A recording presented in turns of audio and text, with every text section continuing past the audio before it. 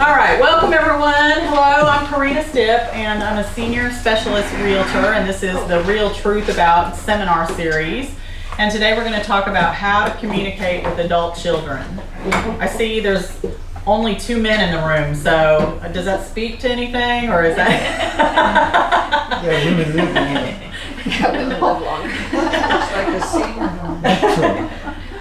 So today we have a guest speaker. This is April Kuntz, my good friend, and April has a master's in social work, and her parents live in her basement. And one of the funniest things I think she's ever said to me was that when she goes in the basement, it's like Hotel California. You can check in, but you may never be able to check out.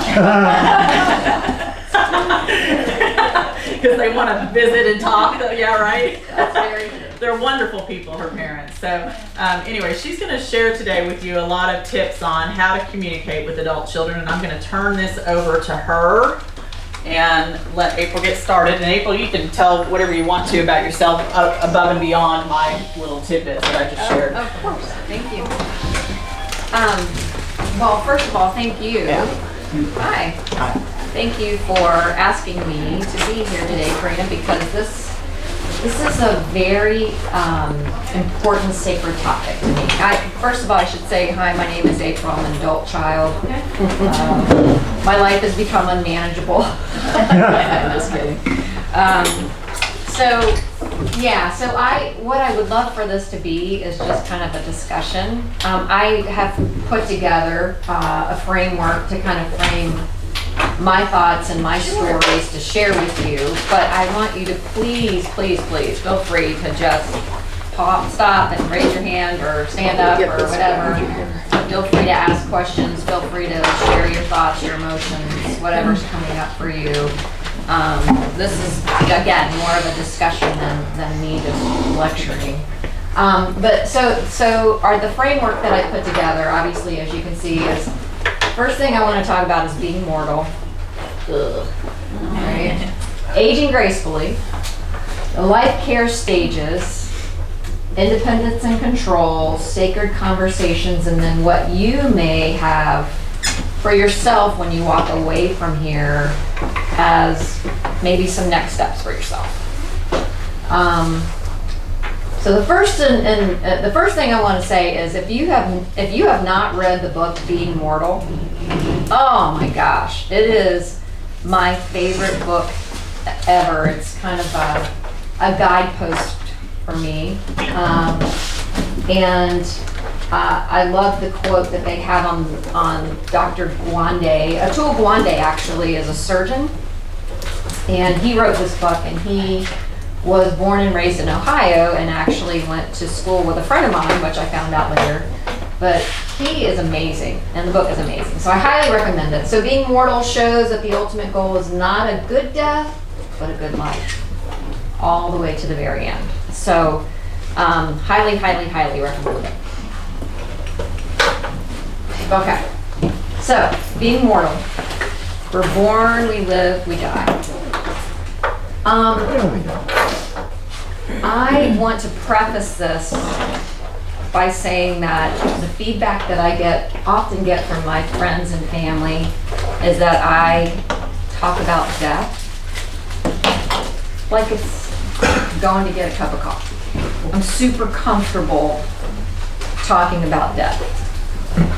And one of the reasons I believe I'm super comfortable with that is because I have lost a lot of people in my life. Over and over and over again. And I'm like, okay, what's going on here? Am I supposed to be companioning people at the end of their life? I'm not sure. I'm still trying to figure that out, but I feel super comfortable about it, and I feel like it's such an incredibly important topic for us to talk about. So I want to start here as like the end. Let's back in. Let's start with the end in mind, like Stephen Covey says in his Seven Habits of Highly Successful People. Begin with the end in mind and then back into this.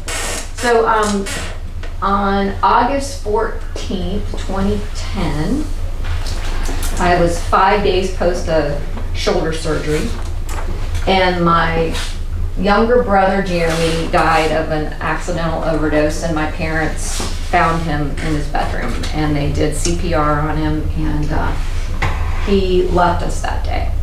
And that was a life-changing, blow up your life moment for all of us, especially my parents. And it was very difficult as an adult child for me to watch my parents grieving the loss of their son. I mean, he was 34 years old,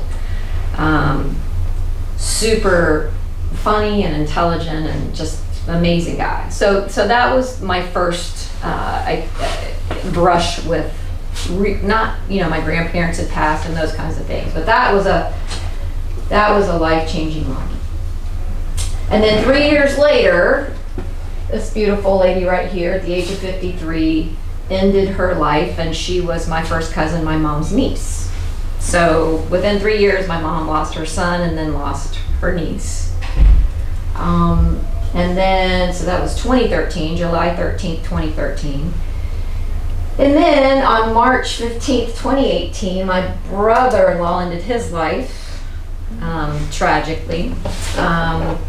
So that was Matt, and he was someone that we adored and very, very close to. And then on July 17th, 2019, my aunt, who I was her primary caregiver for 5 years, we'll talk a little bit more about my Aunt Carolyn, my Aunt Cece.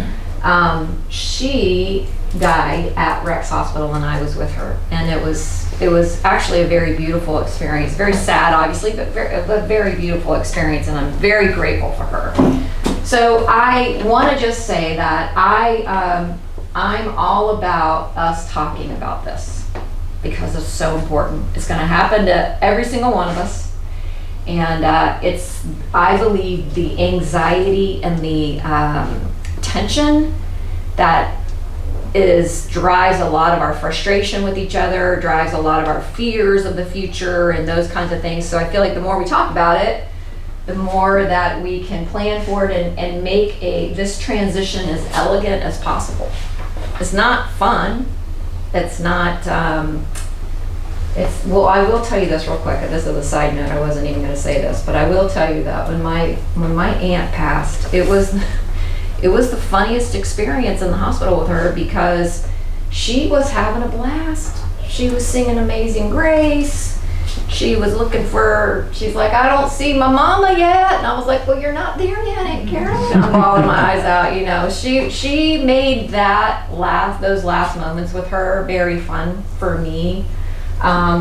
So I just want to say, as we're moving down this presentation, I want to keep it light, but I've also got some heavy stuff I want to share with you, if that's okay. And then we'll talk about how this all ties into having conversations with your adult children. So the next thing that comes into this process as we're backing into being mortal is aging gracefully. And as my mom would say, it requires guts, a lot of acceptance, and I would say the ability to talk about hard things. And the one thing that my brother's death and my cousin's death and everybody's death has done for our family, excuse me, it has really blown open the door for us to be able to talk about hard things. And so I'm deeply grateful. My parents and I'll tell you just briefly about them. My dad is going to be 82 in June, and my mom just turned 80 last September. And after I had taken care of my Aunt Carolyn for 5 years, which was my mom's sister, I knew that I knew what was going to happen. And I'm like, if I want to have any semblance of sanity in my life, I've got to get my parents with me. They did not have, which the majority of us don't, have the money to afford $6,000 base rent for an assisted living facility or going into a continuing care community, right? We don't, most of us, the largest percentage of us, my dad had been a pastor for many, many years of his life, and he was in a non-denominational church, and they didn't pay for retirement and a parishioner's home and all of that kind of stuff. So I knew that my sister and I were going to be the ones that were going to be there. We were the long-term care plan. And so I started looking for a house 5 years before we moved into it. And I was the one on board first. And it was very difficult to get, my dad was fine. He's like, I don't care if I can have my underwear on and, be by myself sometimes and smoke a cigar and not be worried about somebody saying anything. I don't care where we live. My mom, on the other hand, was like, I know, I want my own space. I want my own kitchen. I want my own, which I totally get that, right? She wanted to maintain her independence as long as she could. She wanted to live in their home as long as she could. But unfortunately, my dad has severe Parkinson's, and that has progressed. So we had to make a decision, and I think we did well with where we are. As a matter of fact, we call it our miracle house. It's on Killarney Hope Drive, so we call it the Hope House. And I will talk a lot about, it's Nancy and Grant. I call them the Cluckers because when they moved into the basement apartment, my sister and I were at the farmer's market, and there was a dish towel that was the same color as the paint that we had just put down in the flooring, and it had a rooster on it and said, "Rise and shine, Mother Cluckers." So we were like, oh my gosh, this is the gift we need to give them. And of course, my mom didn't get it at first. She was like, oh, that's so sweet. And I'm like, Mom, and she's like, oh my goodness, I can't believe it. So anyway, they have adopted that as their name, the Cluckers. If you come visit them in their apartment, they have a little sign out front that says the Cluckers, and their Netflix profile. And so, meet the Cluckers. They are precious to me, precious, precious. Okay, so this is where I was going through this presentation with the Cluckers, and by the time I got done with this slide, my mom says to my dad, "Grant, that's really depressing." And I'm like, Mom, I don't mean for it to be depressing. It is life, but so I want to talk about this, what I termed life care stages, and I wanted to cite this material. I'm sure at some point I read this or saw it somewhere, but I can't remember where it was. But I've kind of turned it into my own, but it's not original. I know. So I want us to think about this, right? When we're born, we are completely dependent on someone for our everything, food and bathing and all of our self-care. Then as we continue to grow, right, we just need mutual care. Now we might need help tying our shoes, but we can pick out our clothes. We might need help getting our lunch together, but we can pack our backpack for school, right? Then we continue down this process where hopefully we're going into, high school and then college, and then a lot of parents these days in their 50s and stuff would be like, yeah, this didn't happen with my kid because they're all coming back home. But we're supposed to all land here, right? Where we're independent. And this, to me, is, let me go back a second. This, to me, is like the epitome. And I have a niece and I don't have kids of my own, but I have a niece and 2 nephews that live very close to me, and they're moving into this phase right now. I've just got one that just got engaged, and I've got one who's just out of college, and another one who's starting college. So we're all now becoming more like peers, right, as they're getting to this point. And then once we start to get past, like, I'm now 57, and I'm thinking about, holy moly, I can't, in my 40s, I started going, oh no, it's happening, I'm getting the freaking, I have to wear my glasses to see everything. My shoulders, my back, like these things are starting to happen to me, and some of that stuff is genetic, some of that stuff is lifestyle, where playing rough or having accidents when I was younger or off a bike or whatever. But I'm starting to feel this, and I know that at some point in my life, I don't know when it's going to be, but I'm going to be depending on somebody to help me out.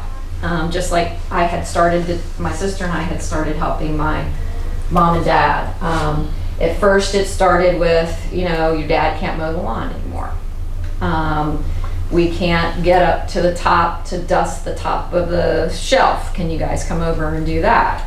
And it just has slowly over time gotten to the point where my mom is probably, she can do a lot of stuff still herself. She depends on me for some things, but my dad is completely dependent care. I mean, I get up in the morning, I go downstairs, I help him get his clothes on for the day, make the bed, because it's too heavy for them to lift the comforter off the floor onto the bed, so I make the bed, I get him dressed, get him settled, get him ready for the day, and then mom kind of takes care of him from there, and then I go back in the, well, I check throughout the day because I work remotely, but then I go back and I, get him undressed with his PJs on and get the bed undressed, get the coffee pot, the Keurig, the water in the Keurig is heavy, so I go and get the Keurig ready for him. So we have a routine, right? I get all their meds ready, that kind of stuff. And then basically we leave this world at some point. So it's like a full circle, and I guess I was thinking the other day, maybe this should have been like this, but I didn't have enough room to put it all on there. So, but it's the circle of life, right? It's the care stages, because when we're born, whether we like it or not, we come into this world, we're interdependent. We come into this world depending on each other, and we go out of this world depending on each other, right? This part we think is all game. Like it's all like, oh, I'm learning this, I'm learning that, I'm getting engaged, I had my first kiss, now I'm getting engaged, now I'm getting married, now I'm having kids, or I'm not having kids, but I'm doing my career, or, it's all this gain and this energy. And then in this part of it, the perception is that it's all loss. And I hear this from my mom all the time. You don't have any idea, she says to me, what it feels like to be getting older. You don't have any idea what it feels like for me to have to ask you to go get me dinner at Subway tonight because I just don't feel like going over there. You don't understand what it feels like for me, and I don't exactly. I see it, but I'll know I'll experience it one day. But I feel like what happens is, let me see what's next. Yeah. So what happens is, we reach this point, and it's like our adult kids. So I'm at this point in the middle of my life, right? And I have anxiety about my parents. That's the reason that I was looking for us to find a place, because I knew after caring for my aunt for 5 years, my mom's mom, let me pause right there, my Aunt Carolyn that I showed you in the beginning. My Aunt Carolyn, she was a trip, let me tell you. She lived in Kirkwood, Missouri. She didn't have any kids. She was married to my Uncle Bob. My Uncle Bob had Alzheimer's disease. And we kept in touch over the years. She was my favorite aunt. But on Christmas Eve 2015, she called my mom. She said, I went out on the front porch to get the paper. It was icy. I fell. I broke my ankle. Nancy, I don't know what I'm going to do. And it was like, what are we going to do? They had, since his Alzheimer's had progressed, they had not been involved in a church in many years, so their church people were they were very isolated in Kirkwood, Missouri. He was a hoarder, so their house was, I'm not kidding you guys, from the floor to the ceiling, packed every single room. She's like, what am I doing? Broke my ankle. So the day after Christmas, my mom and I went out there, and that changed my life too. The day my brother died and the day that my aunt fell and broke her ankle, because I ended up moving my aunt and my uncle from Kirkwood, Missouri to Raleigh, North Carolina within 2 months. And they had stuff everywhere. They had IRA accounts. They had numerous different IRA accounts. They had numerous different bank accounts. I mean, this was the biggest job of my entire life, to move 2 adults cross country. And when we got here, I didn't know where I was going to put them. I was like, what are we doing? I don't know what kind of care they need. So they landed temporarily in some apartments off of Strickland Road in North Raleigh. And then I had to transfer their Medicare and Medicare Advantage. So I had to transfer their Medicare, I had to transfer their provider, all of their providers, their PCPs, their neurologists, their orthopedists. This was the biggest undertaking of my life. So, and like I always say, like I didn't know that I was going to be my aunt's long-term care plan. I did there because there was no plan, right? And none of us are really taught to have much of a plan in place, because the way that we were, the way that our aging system was developed in this country was that we all kind of hung out in the same town. Yep. Right? We were born in these towns together, and people from the church would help, and people from the senior center or wherever. Like, we just had a community of people as our tribe. And now, as we've become these nuclear families and we're all over the place, right now we're all struggling. So what happens is, right at this pinnacle piece right here, I have a full-time job. I'm married. I have other relationships that I'm involved in. I have a life right now, and my mom and dad need me. And it's incredibly stressful. I mean, and I'm sure, I would imagine most of you have gone through this, right? Have had a parent. If we live long enough, we will go through this process, right? So there's a lot, even though there's a lot of that we've gained here from a wisdom standpoint, experience standpoint, like a memory standpoint of having lived a life, a full life, right? There's a lot of loss that we experience here too.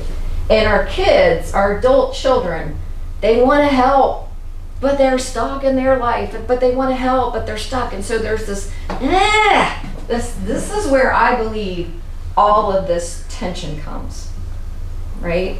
With me, for example, saying, Dad, Bless you. bless you. Thank you. With me saying, for example, Dad, you can barely get in the car. Why are you driving? Drive as long as I want. I'm not ready to give up my license. I'm like, well, okay. If you can't get out of the car, if God forbid you wreck the car and you can't get out, or God forbid, let's not even say you wreck it because you're a great driver. Let's say somebody else hits you and you can't get out of the car because you're so stiff from Parkinson's you can barely move. How do you think that's going to make me feel? Like knowing that what if you're hurt and somebody can't, they don't get there in time. You know, the anxiety, like you can feel the anxiety, right? So finally, he went through that process of saying, okay, I'll give that up. That was tough for my dad. That was tough, I'm sure, for anybody, right, to go through. There's been many, I've watched my dad and talk about aging with what he unfortunately has a very nasty disease, and he does that disease with a lot of dignity. He doesn't complain. He lets his daughter come down and put his compression socks on and drop his drawers and put his pants on and those kinds of things. And I try to be very mindful of if it's the day that we need to go all the way down, I hold the blanket up so my mom can do that. You know, like we are learning to navigate this together. But again, as you're thinking about this in your adult children, I want you to be thinking about the anxiety they're feeling, and that being one of the reasons that they're getting in your business, right? Because they're concerned. And part of it is they're selfishly concerned. They're selfishly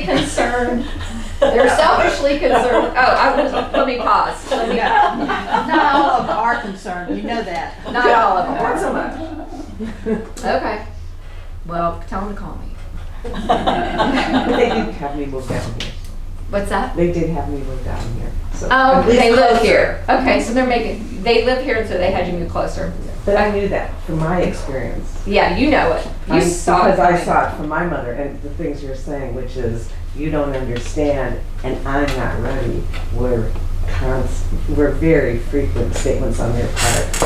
So On your parents. on my I'm mom's not ready. part, I'm not ready. I'm not ready. So I learned from that. And Yeah. said, well, I'm not going to do to my kids what I felt, all those things that you were talking about, the anxiety and the not being there, and what do I do Right. when the crisis happens? That's exactly right. so that I try to be proactive in that respect and get closer to them so that at least if there's something happens, Right. they don't have to throw up everything in order to get to you and all of a sudden you're hospitalized. Bless you.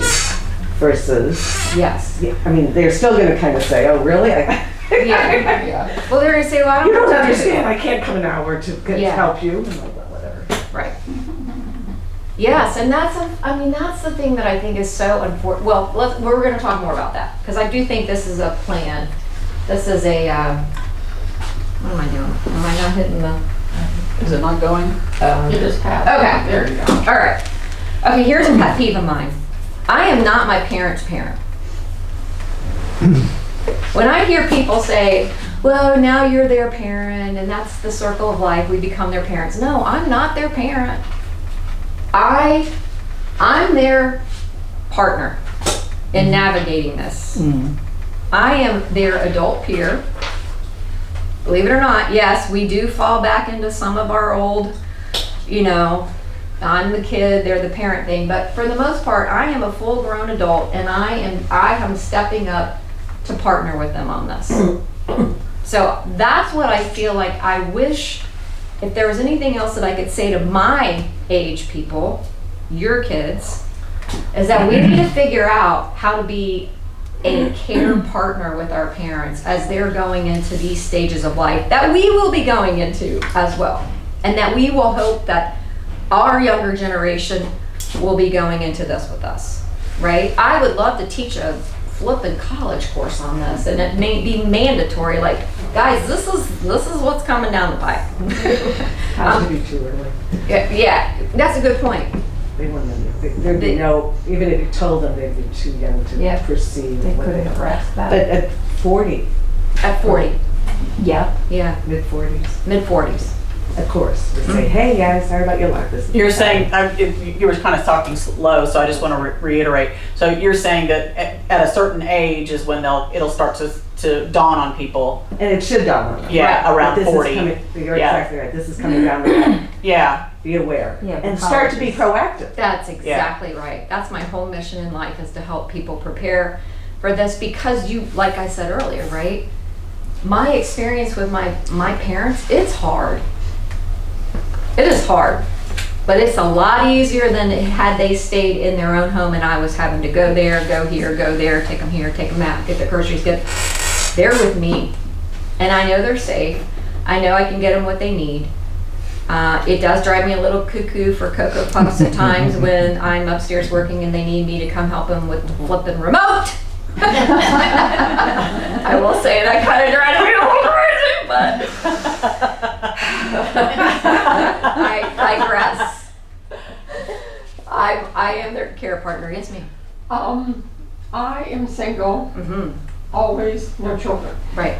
But my church family is going to be over my things, and I totally trust them. I've heard this phrase, and I've been around many. I was a caregiver for a while, was with the family, and went to many caregiver classes. There was one thing kind of along this, and see if this is truth or not. The child becomes the parent becomes the child, and that's what is so hard with the transition you're talking about, because they don't want to give it up. To what degree can I trust you? That whole kind of thing. Sure. Yeah, that's what I was just saying, is that's one of my pet peeves in the material that a lot of people talk about, that the parent becomes the child, because we Don't don't. end that. No, I understand. You are teaching that No. you are over them. Absolutely. Caring for them. You're caring, exactly. No, but I guess what I'm trying to get people to reframe this as, Yeah. because I can't, my mom and my dad are both cognitively intact. Thing, yeah. They are independent as far as thinking wise. They want to make their own decisions. And you know what?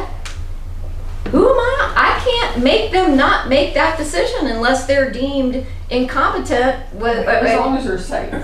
As long as they're, but here's the other thing. I'm sorry. No, go ahead. I guess what I was going to say is, I've had to learn the hard way that I may see something that could potentially be a very ugly scene that they are continuing to do. And I can say over and over again, guys, I really am seeing this right now, and I think you need to think about this. And they can say, April, shh, we don't, yeah, thanks, but stay out of my business. And I go, oh my God, what's gonna happen? I have to let whatever's gonna roll out happen unless I know that there is some form of dementia or they are incapacitated from a cognitive standpoint that I can then go and I can become a guardian. And then I can make the decisions for them, whether they like it or not. But, I'm sorry, go ahead. That's okay. So there are options. The options are speak to them respectfully. Absolutely. That's one of the main things. The second thing is that you don't have that problem where there's dementia and they can't grasp or gather all the information and Sure. put it together so that they understand exactly what's going on. Right. So, and sometimes you just have to let some of the bad things happen, That's right. but within a certain parameter so that you can then say, this is what I was talking about. I'm hoping that you can see it. Let's try something different. Yes. Let's try a different thing. Let's experiment with this. Right. Because nothing is definite, but let's try something else.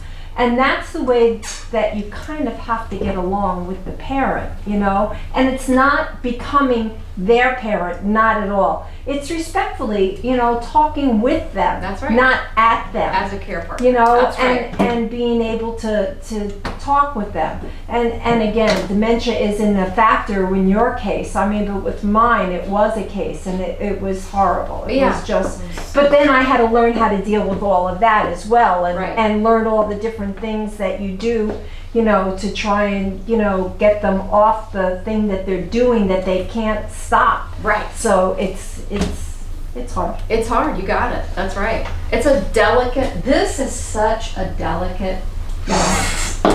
It really is, and learning how to navigate that, for sure.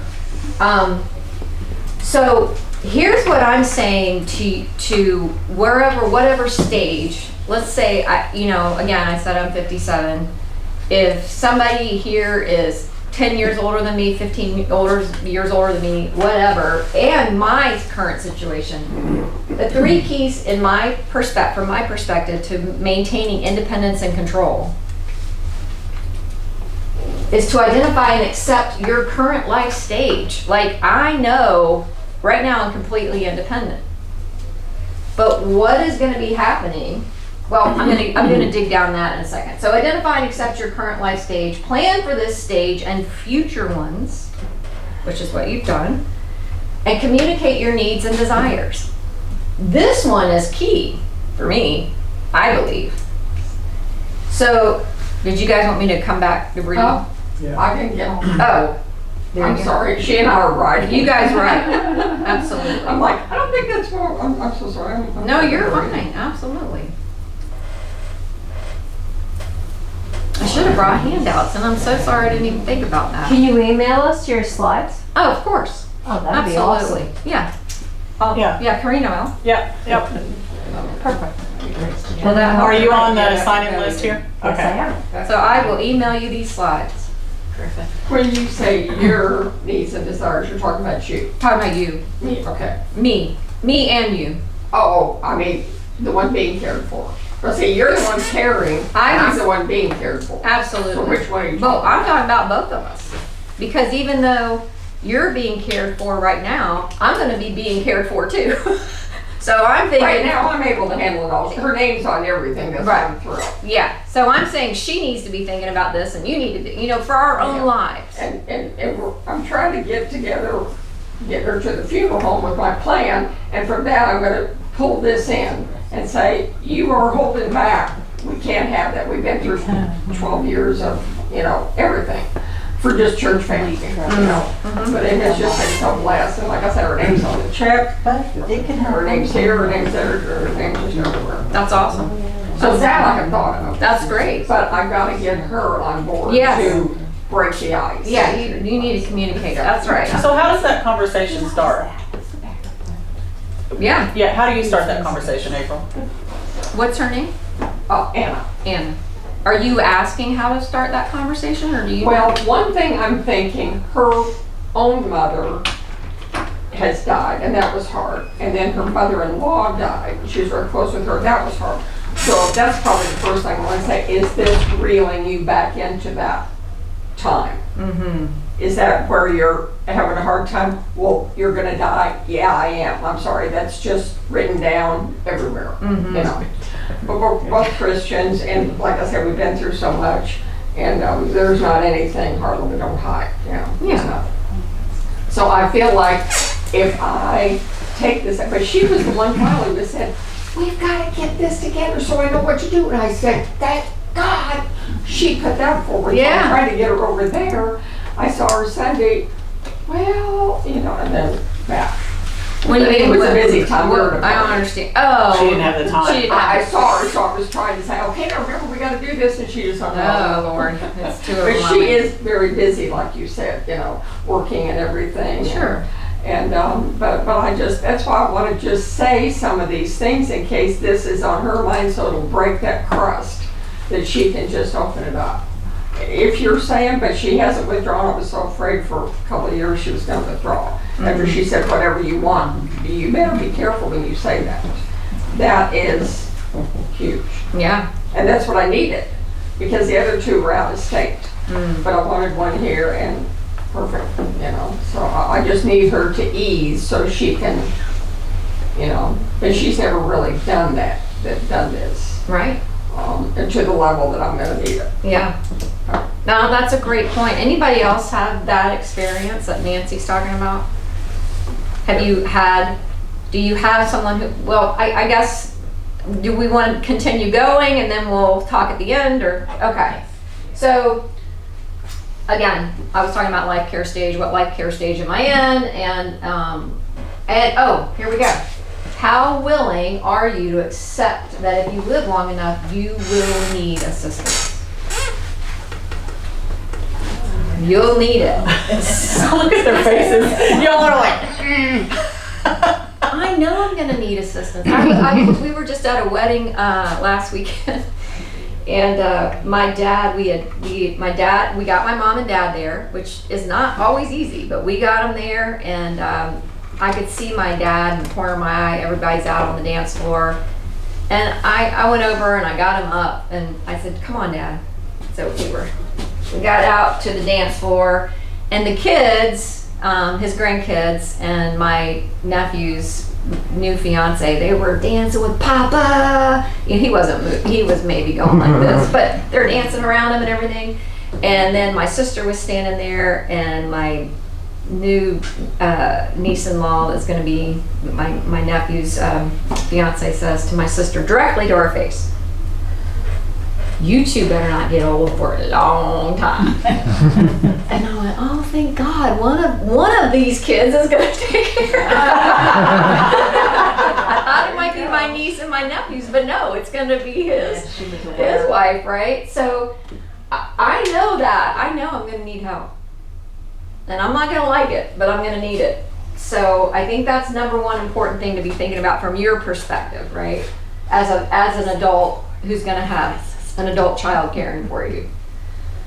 These are critical, and this is just what Nancy was talking about, right? Do you have your stuff in place? Like, do you have your healthcare power of attorney? Do you have your durable power of attorney? Do you have payable upon death at your bank accounts? Do you have your beneficiaries on your retirement accounts? I mean, I am shocked at how many people in my life do not have. Prince died and he didn't have a will. Did you know that? Prince. I'm like, how did that happen? Because he thought he was immortal. Yes. No, yeah, he thought it was, I'm like, it was are you later on. It kidding wasn't going me? to happen to him. Right. Yeah. It's sad to say that you can't live or die without an attorney. And it's true. I mean, just like you say, you need these things. Yes. I mean, just the paperwork, I'm Yeah, just saying. absolutely. You need them to help you. Yes. and we have to have those things. Yes. I think I've covered them all. Good. Yes. You I know, worked on it. Okay, now I gotta get this. I'm all about, yeah, this is the administrative stuff for sure. That we go on a vacation. Think about this, for real. We go on a vacation and we have these major checklists for our pet sitters, for our, for the neighbors that are coming by or whatever. We have this major checklist. But we don't have a major checklist in place for our final vacation. Right? I'm always like, I'm so passionate about this because it just drives me crazy. I mean, to the point that I live this, guys. I have a when April dies checklist. My sister thinks I'm crazy. She called me one day and she's like, what are you doing? And I'm like, you're not gonna believe it. She's like, what? I said, I'm writing my obituary. I want to make sure it's as much written as possible and you guys don't need to worry about it.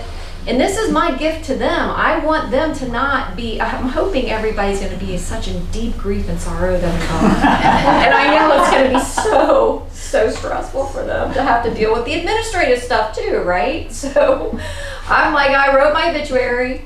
Here's where everything is. It's all there. It's da-da-da. Here's my passwords.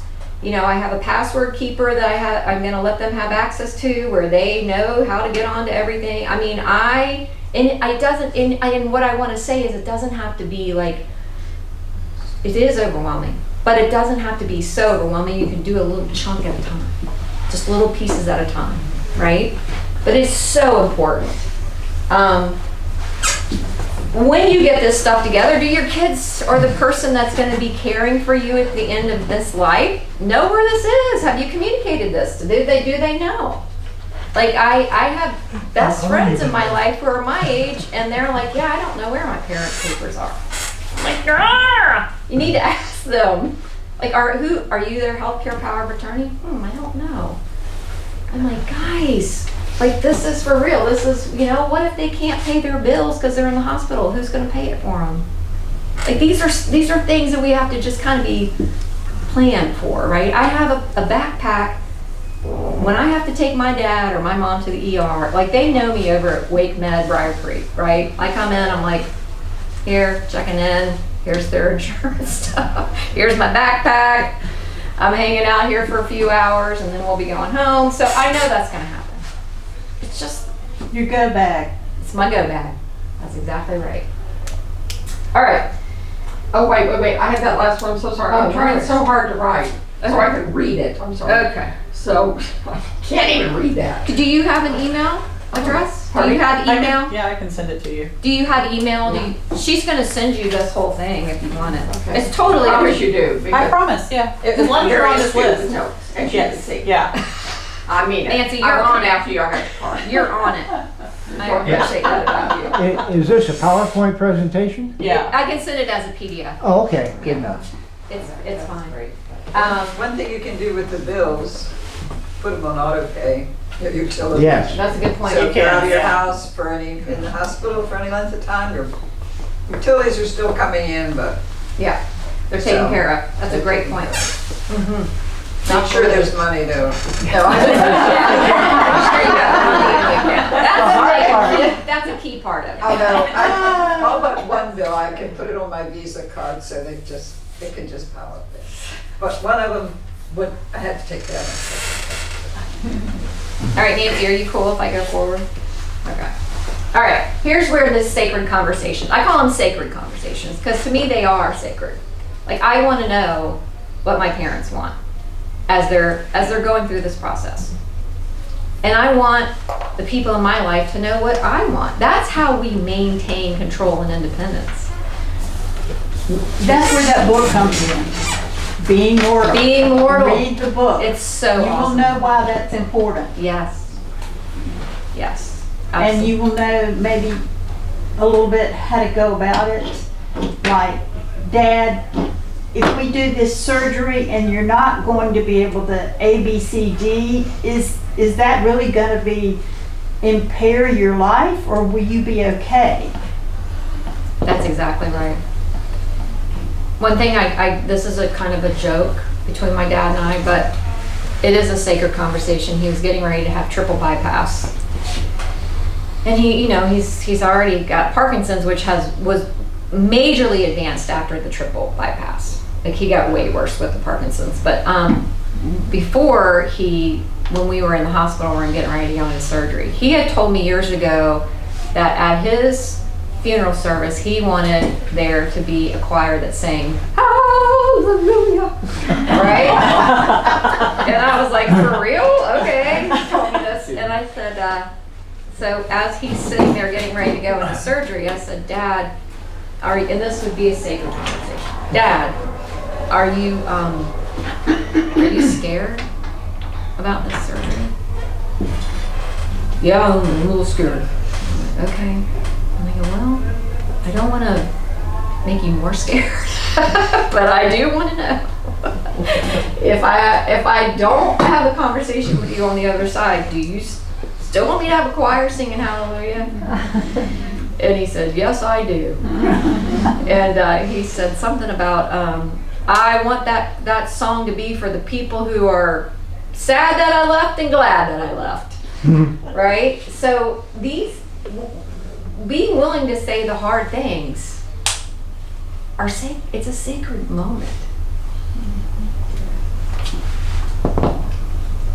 Okay. Sometimes it's hard for the child, when you're outgoing and being, I make jokes sometimes about dying. I have all my funeral plan, my readings, my hymns, everything. And I sometimes joke with my daughter about, here's what you can say. Instead of a eulogy, this is my favorite poem. Just read this. It says a lot about me and my life and everything. She gets uncomfortable. Oh, yeah. I've done all my planning. Right. She doesn't want to say goodbye. Me saying goodbye. That's right. But at the same time, I don't have any problem. Sometimes I can make a joke about it. Yes. But no, I'm trying to be prepared. I don't worry about dying. I mean, you reach a certain point where there's been things happened in my life for 20, 30 years that could have been a really bad situation. I could have died a couple of times, right? Because of, but anyway. So don't always think they're willing to hear everything you want to say. That's a great point. And what is your name? Liz. Liz. What an amazing gift you're giving them. Yeah. She may not, it may make her too anxious, because like I said in the beginning, people don't, it's too final. Like, I don't want to think about that. People get face when you say that. It's so anxious, right? Future. Yeah. But it's such a gift when we talk openly about that to them. Because when it happens, she'll remember. Yeah. Here's the other thing, right? Guys, as we're talking about this, we're assuming that we're going to go before our kids. My parents lost their son, and I've known many people who have lost children. Some of you may have lost children, right? So there's no given that we're going to go ahead of time. But if we do, talking to them about that, and she'll remember, oh, Mom said she wanted that poem. She said, read this poem. That will bring her at some level at that point comfort. It really will. What I've been able to do is she has copies of everything. Awesome. In fact, I have 2 sons and a daughter. I've shared everything with all of them, where all the money is, where everything and whatever. And my daughter has all final arrangements so she can share it with her brothers. And there won't be any who's going to do what. That's so awesome. What an amazing gift. For real. What an amazing gift. My mom and dad just recently joined a church. Are we good on time? Yeah. Okay. They were at a church, and then there was a lot of stuff that happened in that church, so they left that church, and then they decided on their own they were going to join this other church right near our house. And I said, they came down and they said, or I came downstairs and my mom goes, April, your father and I have made a decision, and we'd like to share this with you. And I'm like, okay. And they said, we're joining this church. And I said, okay. And the pastor's coming over on Thursday to talk to us. And I said, okay. I said, what made you decide to do this? And she goes, I've been looking at that building every now and then when I go by it, and I've decided that that's a nice place for our funeral. And I was like, oh, whoa. I said, so you're joining this church so you can have your funeral? And she said, yep. I'm like, okay. So I know Dad wants the Hallelujah chorus, and I know Mom wants their services to be at this particular church. So those are sacred things for me to know, right? So it's not easy to have these conversations, right? Again, this is a lot of information to take in, and this, we could spend hours talking about And then this. we can send it to our people. That's sage, that you are gonna have it to send, Yes. all in place.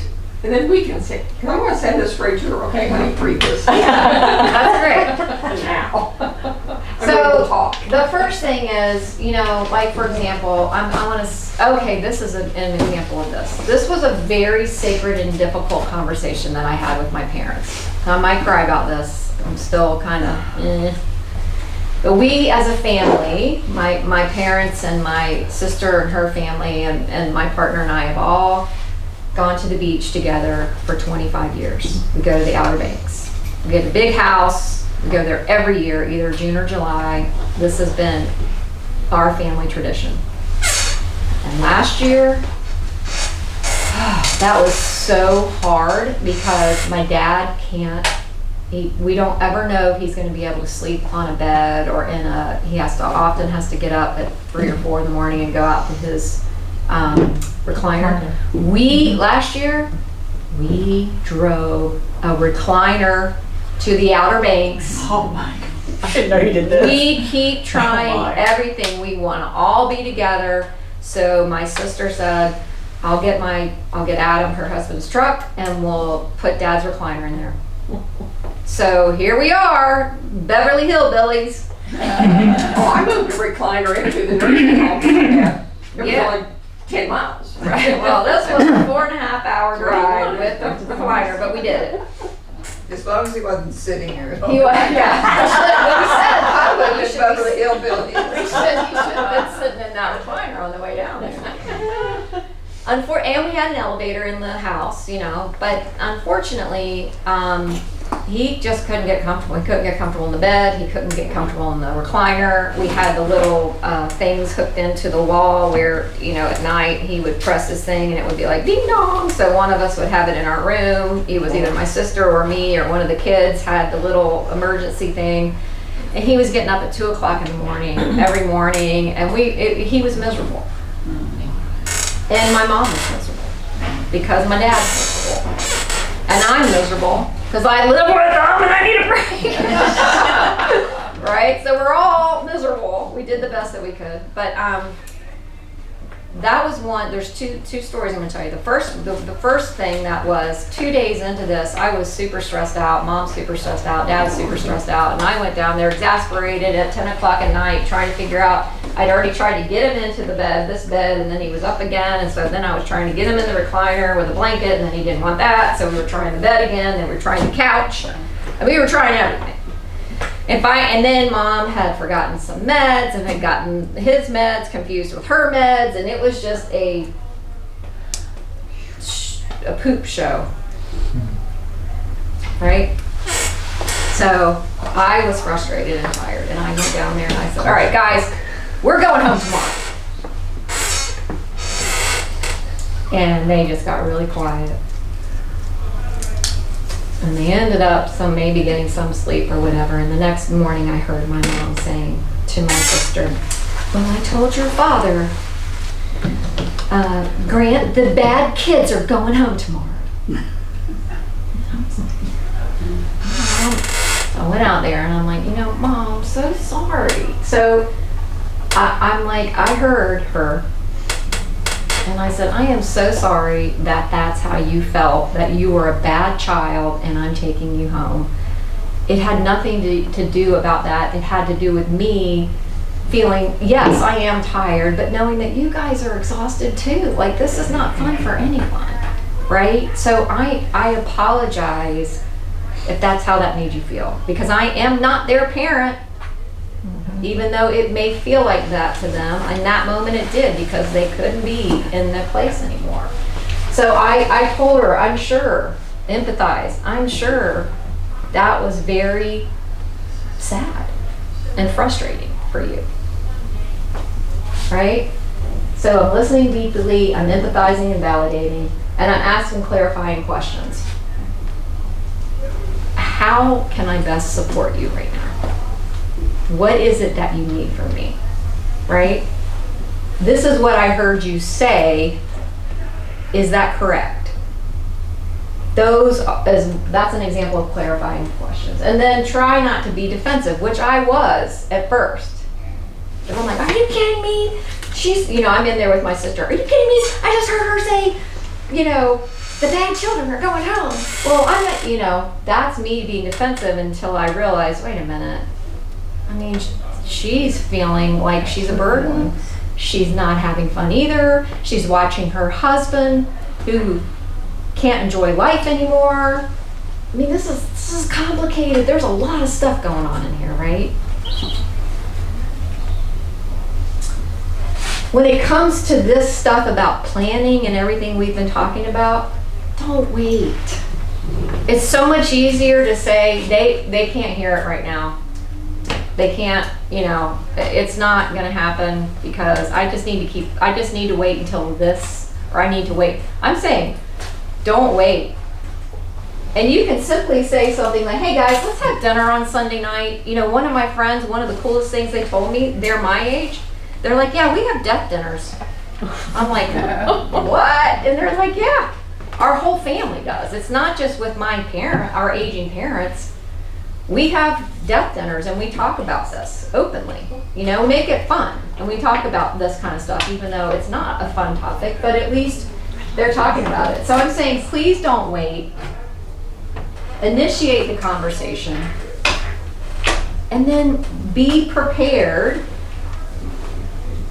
Let love, compassion, and curiosity guide you. And be prepared for your conversation. Set your intention. My dad, I had to have an end of life discussion with my father, and it was really hard. And anyway, what I want to say, so he had a feeding tube, and he hated it. He hated it, and he kept he tried to pull it out and all this stuff.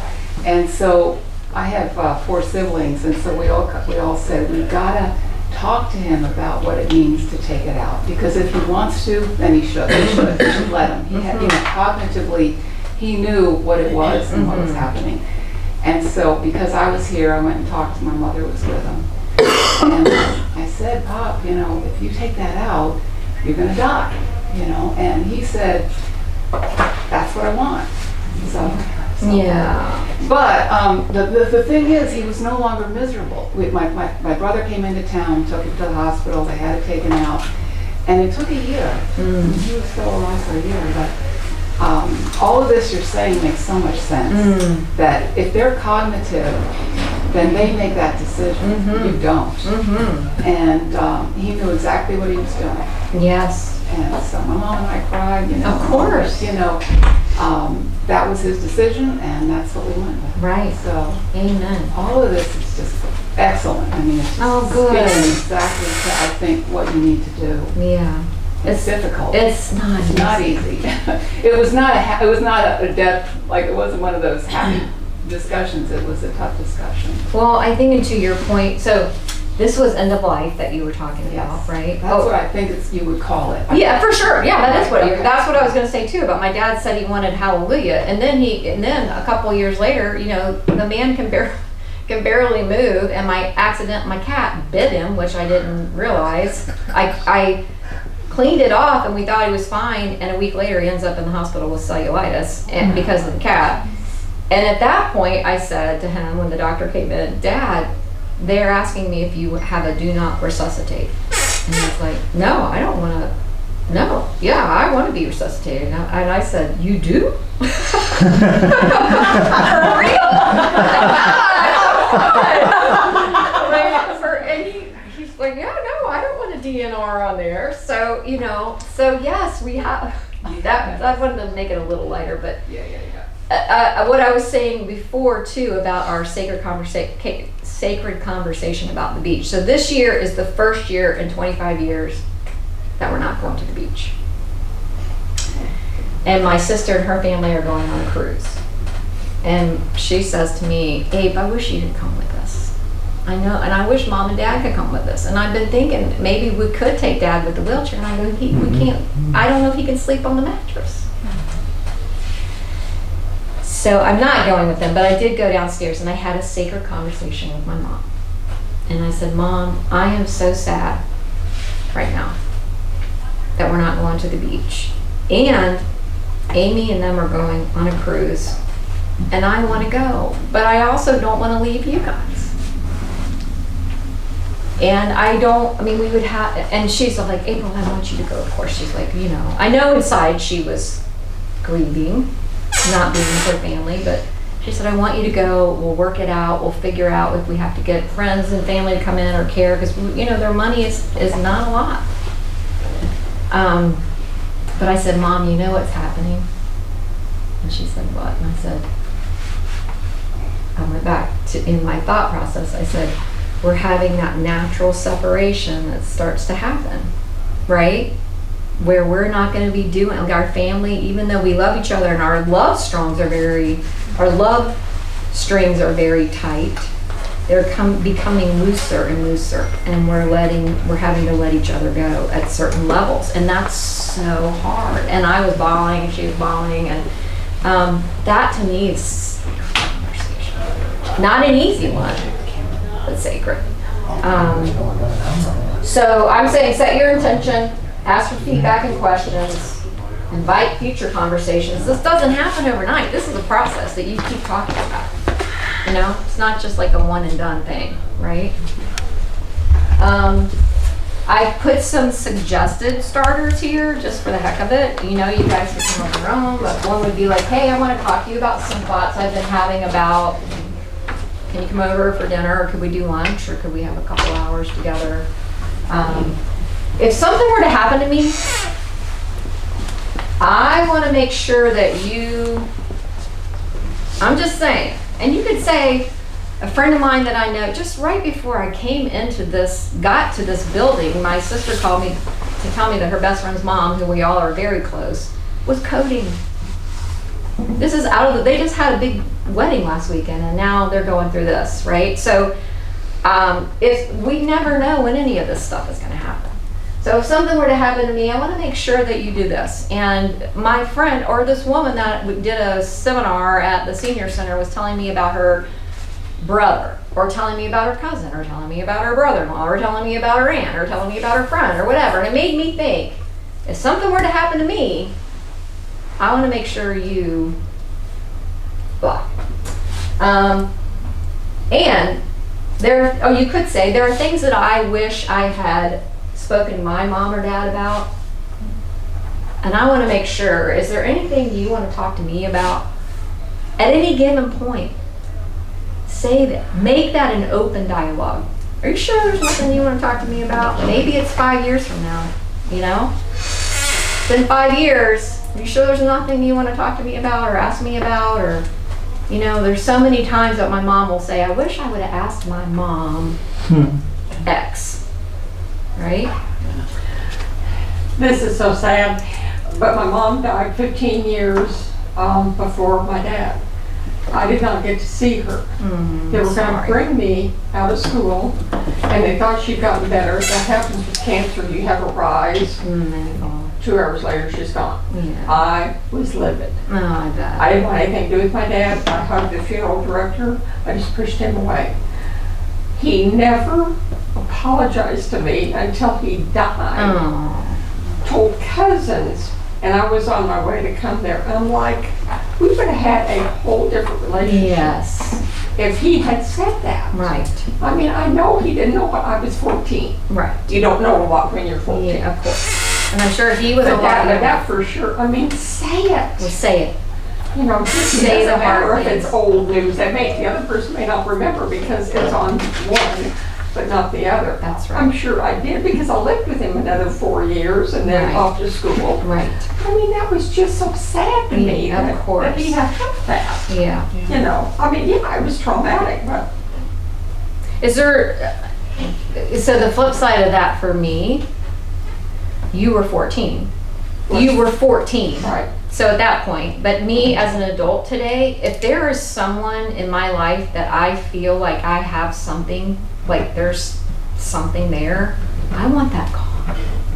So if I have to initiate it, I will say, I want to talk to you about this because this hurt my feelings, or I'm sensing I may have hurt your feelings, and I want to make sure, I want to give them the opportunity to talk to me. I'm just telling you guys, as a person who has done this so many times with losing people, boom, boom, boom, boom, boom, I want to make sure every day of my life is lived with intention, and I lie my head down at night and I don't have, I've said what I needed to say to whoever I needed to say it that day. You know? It's just so important to me to be able to do that. Oh, here's the other thing. You need if you can't do this, or you're feeling stuck or whatever, therapy, oh my goodness, therapy's awesome. I would see a therapist, but I would say I would like to bring my kid with me to therapy. I'd like to have a family session. I'd like to invite us all in together with a person who doesn't know us but knows what we're trying to work through right now, and open up that stuff that may be stuck. You know, I'm a big believer. Yes, I'm a trained therapist and I've done therapy. But I do it for myself. It's an investment in me, if that's something that needs to happen. And then my last question to you today would be, what do you need to talk about with your adult children or the people in your life? Like, for example, like I said, I don't have an adult child, but I will talk to my nephews or my nieces or whomever in my life that will be my person, because we'll all have a person, right? I have 2 adult children, 41 and 42, a grown boy, and we have a good relationship. We get along, we're good, okay? The thing I want to know is that they rarely ask me, especially my son who's in Brooklyn, what are you up to? What are you doing? What are your goals in life at this point? And I wonder if that's a common thing, or do you just let that go? I can't, and I'm trying to remember if I was like that, what I was like with my parents. I remember being curious about what they were up to, but so I just That's such a wonder great question. My mom talks about this all the time. See, well, yeah, the title of your seminar here is that how to communicate with adult children. So I'm looking at it on the other end.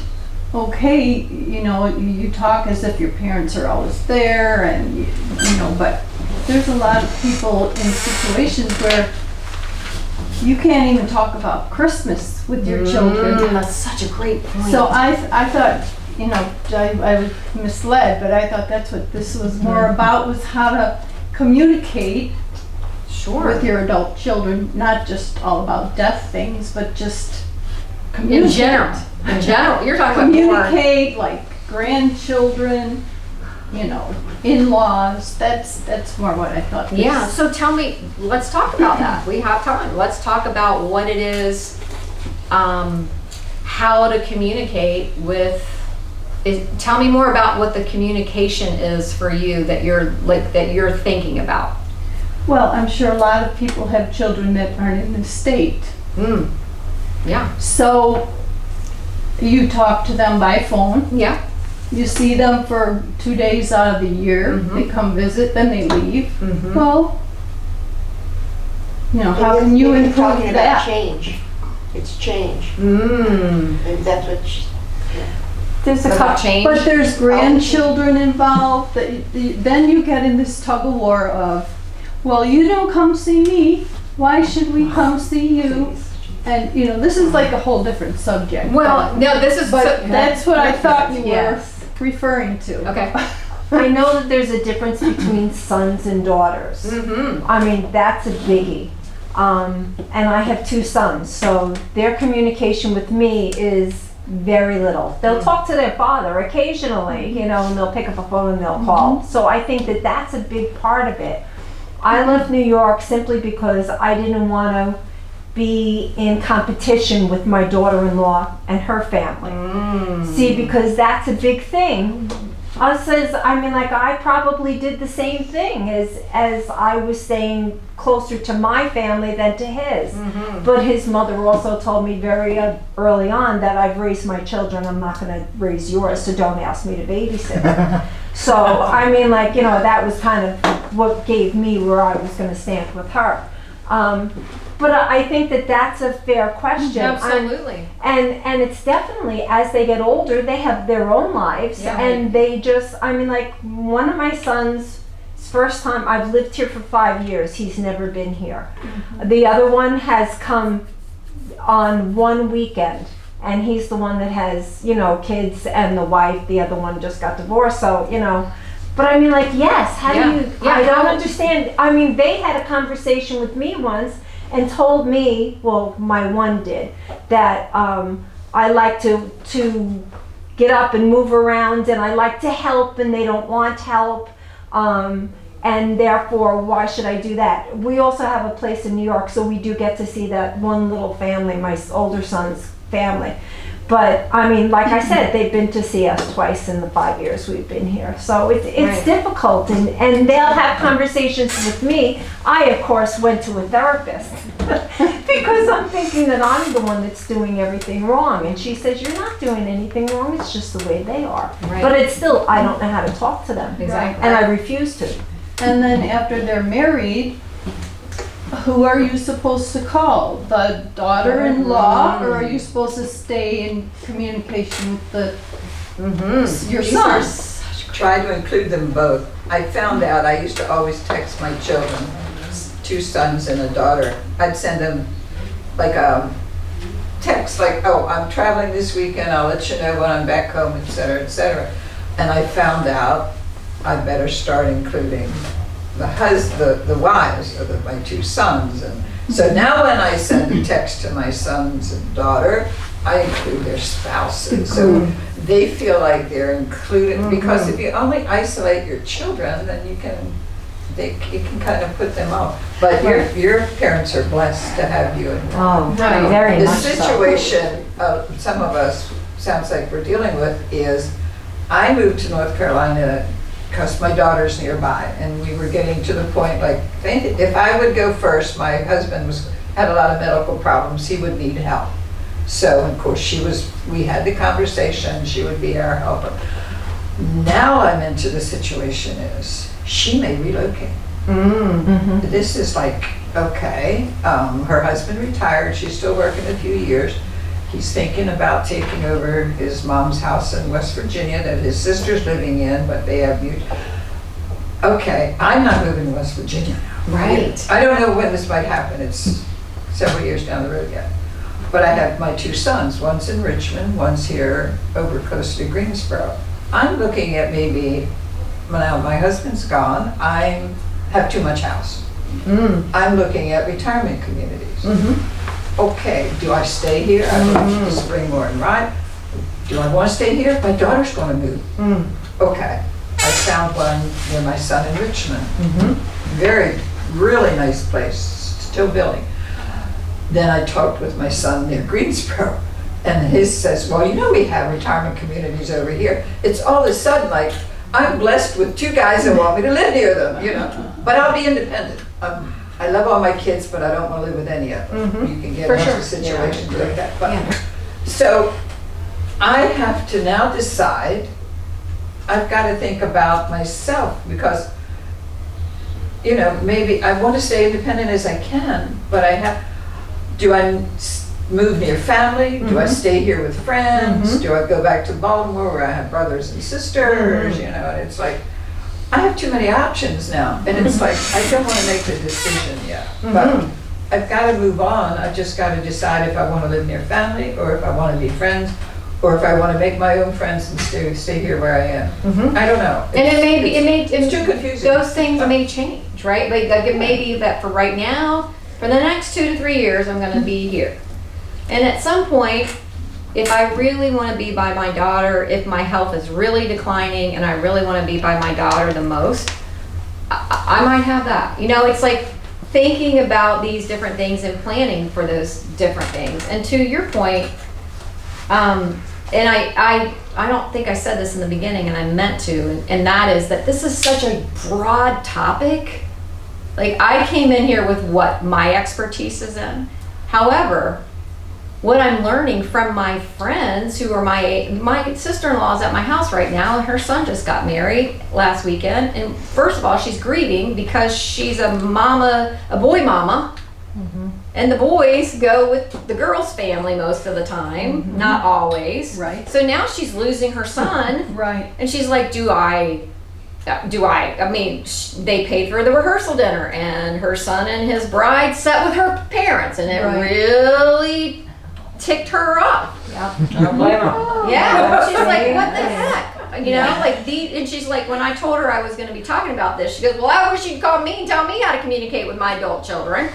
But it's like, they're in a different, I mean, she's not aging and dying like not dying, but she's not near the end of her life as much as, you know, my parents may be 20, 30 years older than her. But I guess what I'm trying to say is, it is all about being able to foster some sort of relationship and being able to understand where they are. It is more difficult with boys, your sons. That is more difficult because they've got a new mama. And I don't mean that like, I'm just saying it's the new girl in town, right? The new girl in town. That's hard. So maybe you say, I really miss you guys. Is there any way that we can communicate? Is there any way we can talk once a month? Can we make after my cousin died, her daughter unfortunately found her at the age of 19.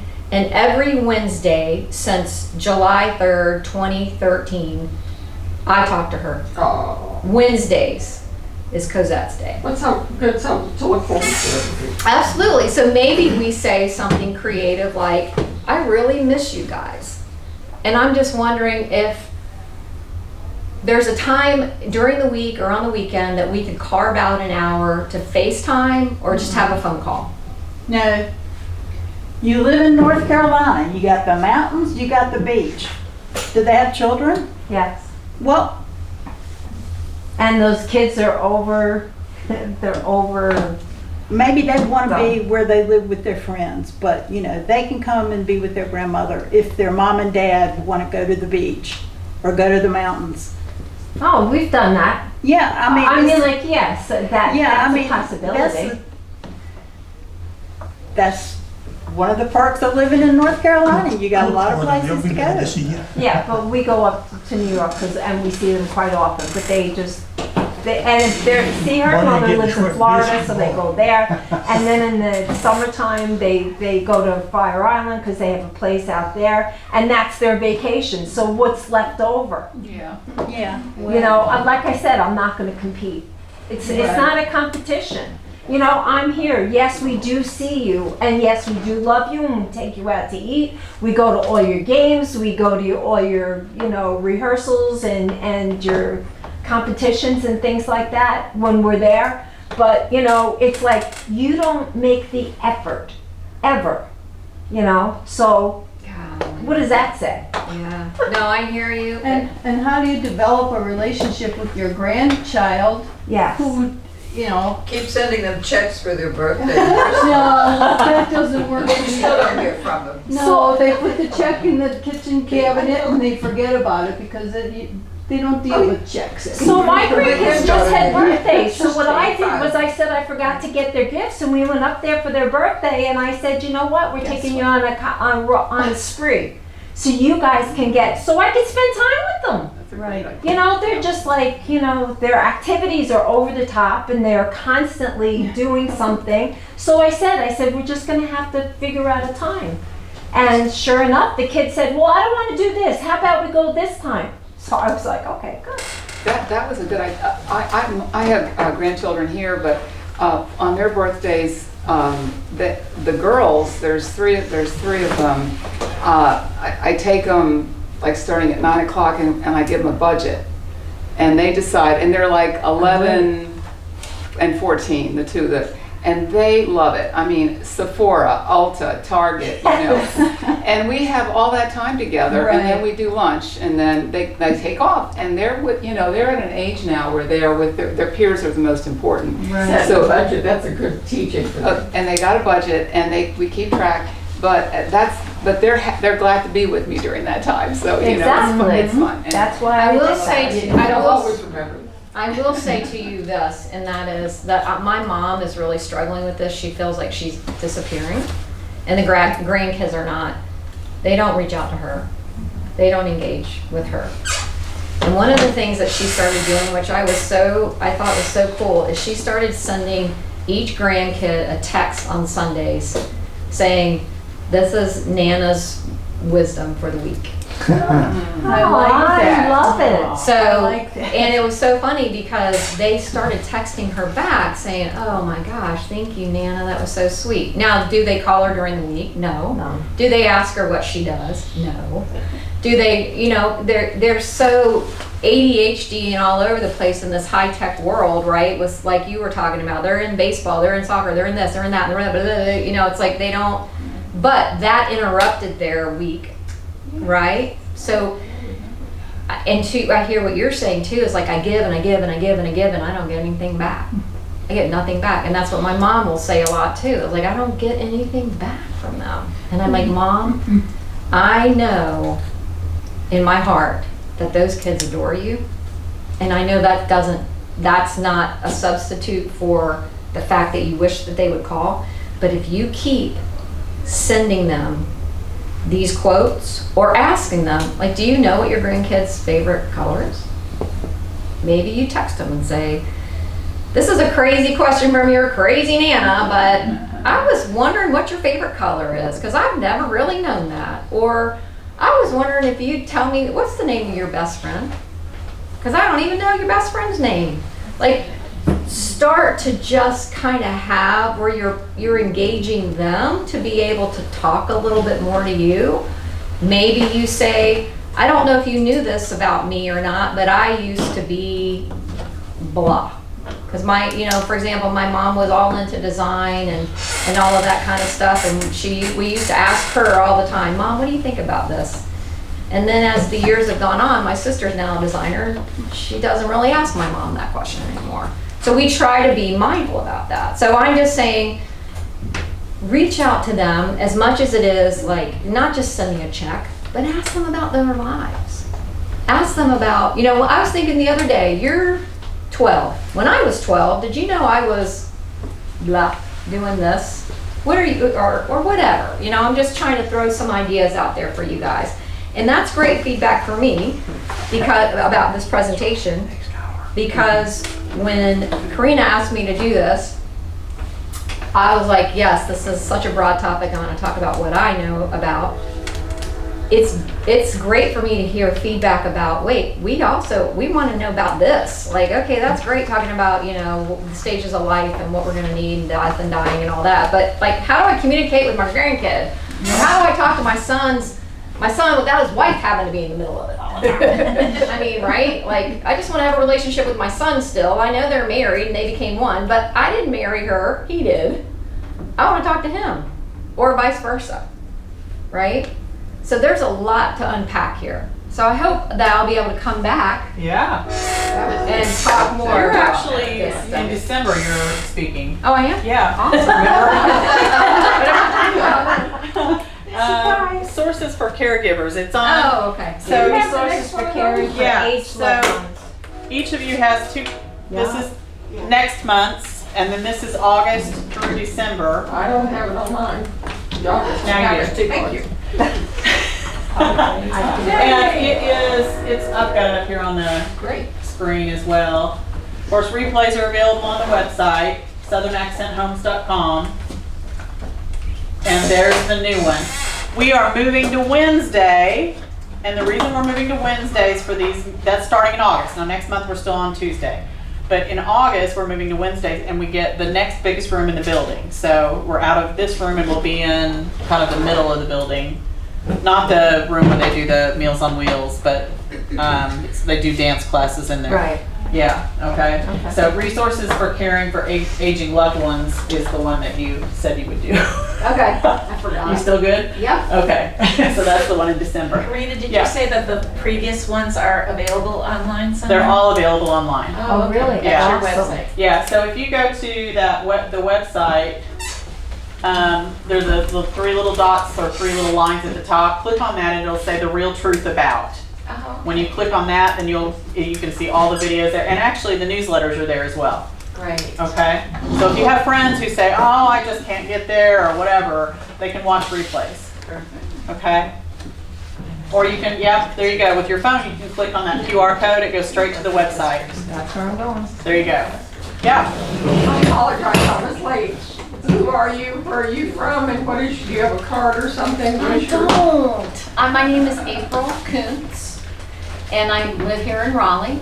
And I can get, I will have, with the PDF of the slides that I'll send to Karina, I will give you some information. I actually am getting ready to go back into doing some work as a therapist, but for many years I've been in health IT, and I'm actually a professional songwriter. After my brother died, that was one of the things that I started doing that really helped me move through my grief, and continue to move through my grief. And so I'm actually at this phase in my life deciding that I think I want to work with folks and their families as they're trying to navigate this stuff. This is stuff that I think people, like you say, will share. Well, thank We you. need to do it, but then it needs to be, Sure. given to us. Sure. But the thing I was thinking when you said you were gonna do it, I've got 3 girls, all friends, no relatives, they're closer than the others. And so then I could shoot this to them, because they already have a folder on their computers of stuff for me, and so then they put that over there. I will say And they can too, always also, get it for themselves. if you guys are interested, I helped write this book. And I'll send the link to you. It's called Life Compass Living, a guide for growing up and growing old together. Make sure that camera gets that. Do you have any here? They're on, actually we sold, they're on Amazon, but I will send you guys the link in there as well, if you're interested. Because the guy, Dr. Fuller, has a PhD, was a pastor, he has an MDiv and he has a PhD. So the 2 of us wrote this together, Life Compass Living. So I will send that link in the email as well. And I've had so much fun doing this. I haven't done this in so many years, so I appreciate that. And again, thank you for that feedback, because we'll do a future one on how to deal with. I mean, it's an ongoing thing, right? Yeah. That's we learn as we grow and age. One of the thoughts that I had as you were talking about things to kind of reach out. That's my mom and I were very close, and my brother and I are the complete opposite, like 180 complete opposite. He literally communicates with grunts and eye movements, and I was the yacker. And so he was not very good. He lived 10 miles from my mom, but he was not good about staying in touch. But I do think the line, "I was thinking about you," has really worked well for me in life.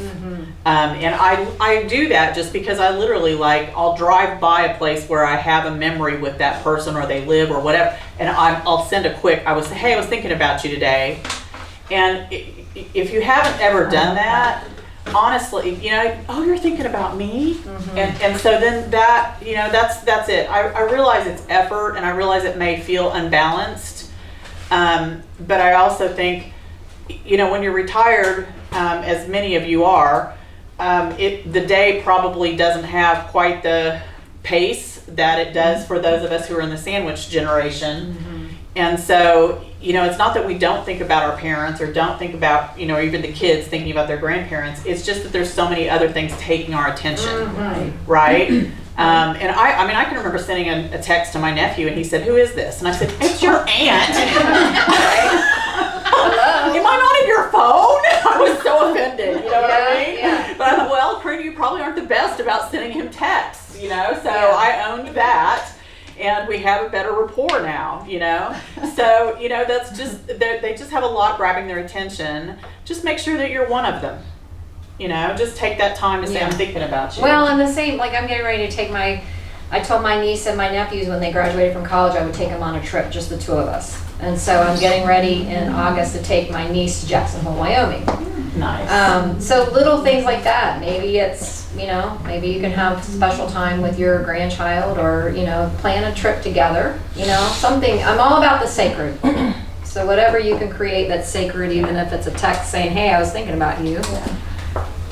Thank you so much. Thank This you. is just Thank you, April. life-changing. No, I'm so glad. Oh, it really touched. So necessary. Yeah, awesome. Thank you for Great. finding her. And Thank you for finding her. She's a good mind, right? Yes. And I see that some of you have your survey. If you would, please fill out the survey. If you aren't on the mailing list and you would like to be for the monthly newsletter, please make sure I have your information. I'll add you to the mailing list. It's snail mail, and there's a different version every month. If you didn't get this month's, it's 4 Steps to Age with Grace, and you can pick one up here on the table as you leave. So thanks so much for coming out, everybody. Have a great day. Thank you very much.